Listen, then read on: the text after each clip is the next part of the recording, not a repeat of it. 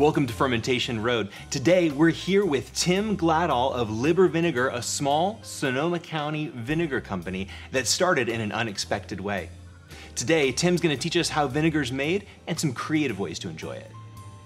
Hey Tim, how's it going, man? Good. Thanks for having us today. Welcome. Yes. Right. So we're in your place. How did all this start? Can you just take us back to the beginning? Basically, we had excess wine. We entertained a lot at the house. We always had extra wine sitting around. I mean, all the work that goes into making wine, I couldn't just dump out a half bottle. Right. And we weren't certainly weren't going to drink it. Right. So I started a barrel. And it sort of grew from there. And I had friends who are in the wine business, who were doing tastings, who would bring me their excess wine saying, I can't drink any more wine. I can't use this. That barrel filled up really quickly. 60 gallons of vinegar. That's a lot. It is a ton of vinegar. I got another barrel. And the wine kept coming in. So I had 3 barrels. I had so much wine. I didn't have enough acetobacter. I didn't have enough mother. So I had some friends in Geyserville, and I knew his father had been making vinegar for 40 years. His dad had a bunch of mother. And those things are very special. People guard those mothers. They did. And he said, no, you can't have any. Unless you make my dad 2 gallons of your pickled eggs. Oh, all right. And I said, done. Traded eggs for a 40-year-old mother and started a business. That's right. And that's gone out into all of our barrels. I think we have 28 barrels now. From there, the business was really grown and word got out, and I started getting more wine. If you can preserve that and enhance that, even if it's not the best situation for the wine, that's a good job. Well, and being a winemaker, this is kind of your worst nightmare because we're taking it to the secondary fermentation, right? Yes. And you avoided that for years. This is what I don't want to do with my wine. Yeah. Right? but I appreciate that you do. But one thing that's really important is that any corked wine will ruin an entire barrel of vinegar, as you know. Being a winemaker, I mean, the care comes in testing the pH, as you know, the chemistry comes into it.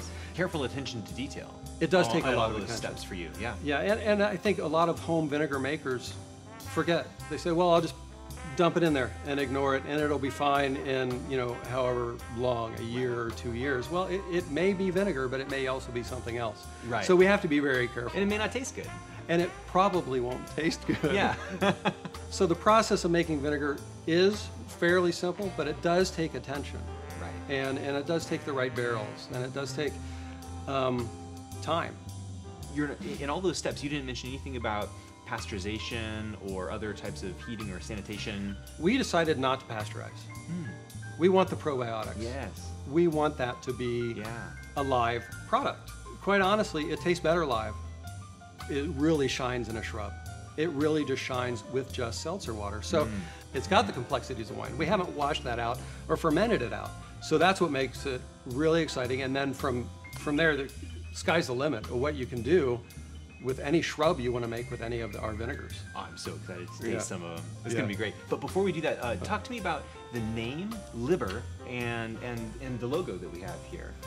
So being a one-man show, well, I'm sorry, my wife, 2 people show. I can only do so much. Yeah. She's much smarter than I am. I turned everything else over to her, and she wanted to name the company after her grandmother. Okay. Her grandmother's nickname was Liba. Liba. Which is liberty without the T-Y. Okay. She's a Southern woman. Okay.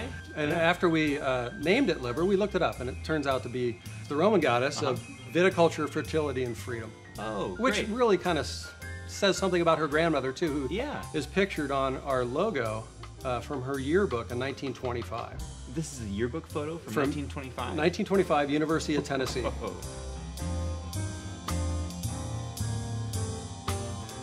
What I've done today is we've got strawberry in the Pinot vinegar. Okay. And the lemon in the white wine vinegar. You ready to go? It's great. So let's try the strawberry first. Do you want to try that? Yeah, let's do that first. I'll let you handle the seltzer. And it doesn't take much, maybe about an ounce. All right. All right, and a little bit of seltzer on top? A little bit of seltzer on top. And it's a subtle. It's very subtle. Yeah. It's, it's not aggressive at all. You get the vinegar, definitely. There's a vinegar bite on the acids on the sides, but there's just so much fruit coming through. Right. Not only just from the strawberries, but you can really get Pinot Noir out of it. And that's really what our goal was, to still be able to identify the wine. Cheers, you did it. Thank you. Let's try the lemon. And this is with the white wine mix vinegar, Okay. which contains everything from Sauvignon Blanc to Chardonnay. Yeah, this one's a little bit more subtle on the nose. Oh, but man, that's so fresh. Such like just fresh citrus. Yeah, and there's nothing else mixed with this, right? It's just just the lemon. Lemon, bay, Yeah, that's and awesome. white wine vinegar. That's great because it's so complex. There's just so much going on, and that's that's really nice. expertly blended Thank you very much. by you. I appreciate that. That's nice coming from a winemaker. All right, so I think we have something crazy to try here at the end. Is that right? It is. Okay. It is, and there's a long history of the fire vinegar, cider, yeah. fire vinegar. Okay. And it actually contains all of the things you see here.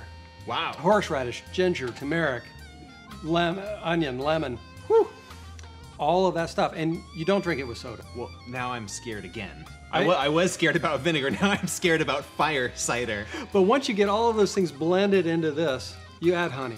Oh, okay. And the honey tempers it a little bit. Okay. But again, like we talked before, this is something to balance our system, to add the good bacteria Okay.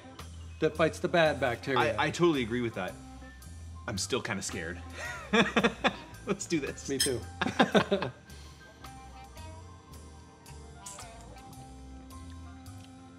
Sort of sweet up front. Builds the heat on the back. And there's the heat. Yeah. And it's coming. Woo. Oh, and it's going all the way down. Warming up on the then you- inside. This is really good though. You know what? I like this so much. I'm gonna go in for a second little hit of it. Okay, I think I will too. Well, Tim, I am less scared about vinegar than I used to be. Actually, I kind of like it now. Good. That's our goal. Yeah. Is to get people to drink vinegar. All right. Thanks, man. You bet. And join us next time on Fermentation Road.